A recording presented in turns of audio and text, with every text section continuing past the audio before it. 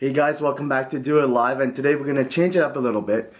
It's all about Kijiji and those classified websites. So as you guys know, I've done a trade secrets on how to buy on Kijiji. I'll do one for how to sell on Kijiji in a video coming up very soon. So what I do is every week I try to find some decent deals, and I want to get you guys in on the mix because people always ask, hey Mike, what's the latest deal that you found? Tell me about some cool deals you found.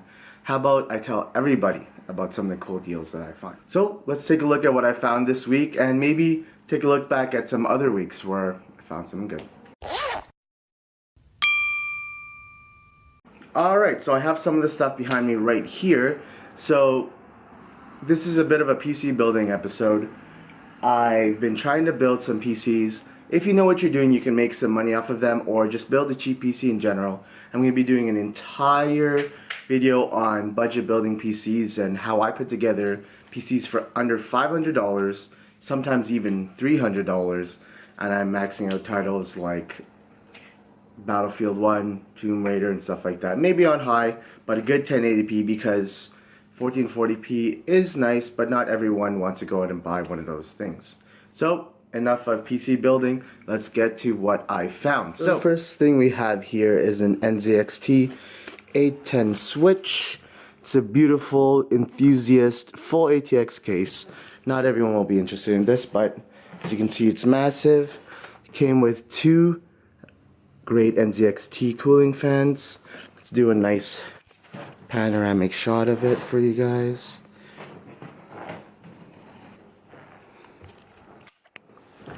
It's really nice. I/O is quite nice in here. If I can get it to open. Oh, there you go. Comes with an SD card reader, which is great for content creators and the like. And as you can see, you got a lot of space inside. 6 hard drive bays. And a ton of space for cable management and all the good stuff. Alright, so the story behind how I ended up with this case is I use a deal hunting website called Red Flag Deals. A lot of you in the Canadian community might know about it. The worst thing is I saw it was a really good price. He wanted $25 and the condition is actually really nice and the color is quite nice, but I'm not in the market myself for an enthusiast grade case. I just needed a case for the PC that I'm building, and I came out and I met him and it looked like I got quite a behemoth of a case. So I looked it up, and when I saw the price of how much this retailed for, I said I better jump on this before someone else does. They want $200 in store, and you can still buy it in store for $200. I got it for $25, so I thought, man, I better rush out and meet this guy. I kind of regret it. This thing is huge. It's as big as like the length of my arm to shoulder. That's a bit much. It's not that heavy, it's just cumbersome. And you know, if we're looking at budget cases, a lot of people would not want something this big if they're just building a budget PC or anything of the like. So, made a bit of a mistake. But hey, some of my friends are building PCs. Someone might want an enthusiast grade case if they're going to build up in the future. So, it's not a terrible deal, it's just inconvenient. And continuing on with the PC building components, I found these. These Asus Direct CU2 top Radeon R9 270Xs. Really long name. In short, it's a nice budget graphics card. These retail at about $220 right now, and they're quite great. When I benchmarked them, and I've seen other benchmarks, people are getting frames of 60 FPS on high on the new Battlefield 1. Well, at the time of this making, it's new. And I gotta say, they're in great condition. Let's open it up for you. And you won't even believe how much I got these for. So the guy wanted $100 each. I bought 4, by the way. So he wanted $400 for 4 cards. And this is one of the tactics that I use. And I'll make a video on this on Trade Secrets somewhere down the line. And essentially, he wanted $100 each. And I was like, how much could you do for 3? Throw me a number.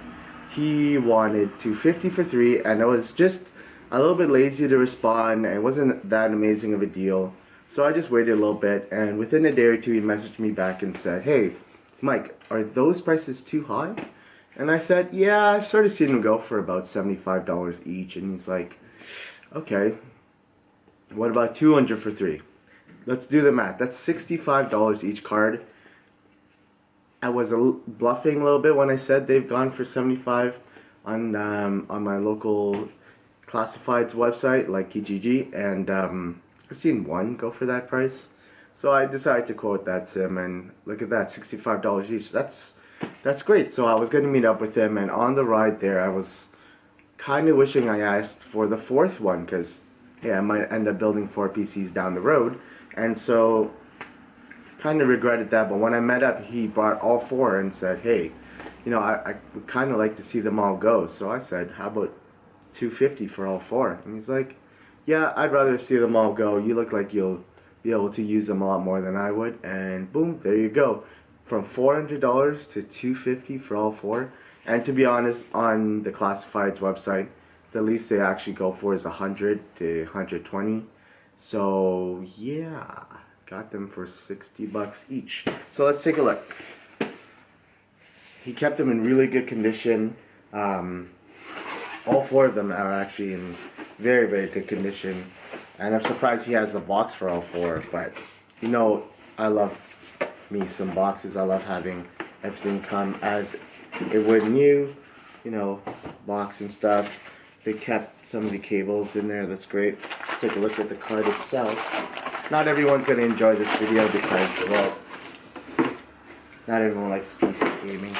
Not everyone's into this stuff, but these cards are in great, great shape.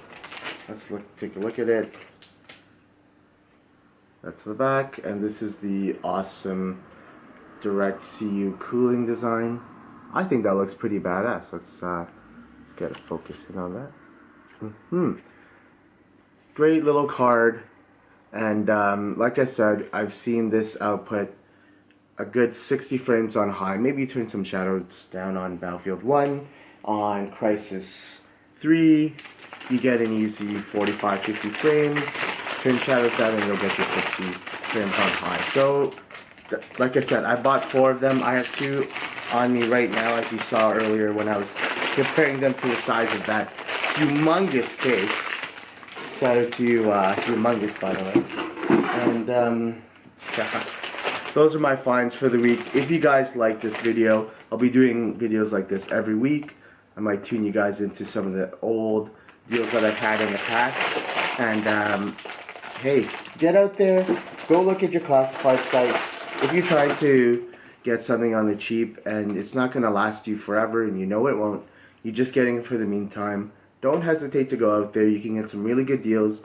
Just take your time, do your research, and again, follow the video up here for tips on how to buy on Kijiji to make sure you're safe, you're getting the best price, and you get what you want. So again, if you like this video, definitely hit that like button. I'll leave links in the description for anything that I've mentioned in this video. And again, you guys can watch my latest video on Floam, which I'll put up here again, which is a nice stress reliever if you just want to crush some sort of substance, make some noise, get that stress out. You can throw it around. It's a bit bouncy, and it's nice and easy to make. $20 you can make, I don't know how many you can make.